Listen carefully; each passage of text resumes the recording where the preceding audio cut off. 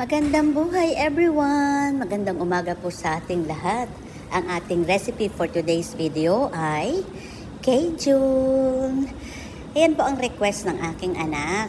Mga anak, gusto rin nilang mag-Cajun. Ayan po, meron kaming shrimp, meron kaming crab balls, meron kaming pusit, squid. Hindi po nilagyan namin ng crab kasi hindi naman sila mahilig sa crab. Kaya, ayan lang po ang aming inilagay. At saka meron kaming clam. Naglagay kami ng clam dyan. Ayan. Ayan po ang request nila. Ayan po, luto na ang ating Cajun. Ayan po. Tignan nyo naman po, napakasarap. Pero ingat-ingat din. May high blood si Mamu. Ayan po, kain na po tayo. Luto na ang ating Cajun.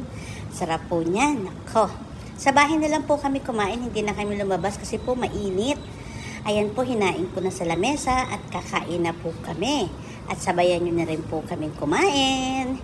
Thanks for watching guys. Bye-bye. Ayan po. Yummy, yummy. Thank you. Bye.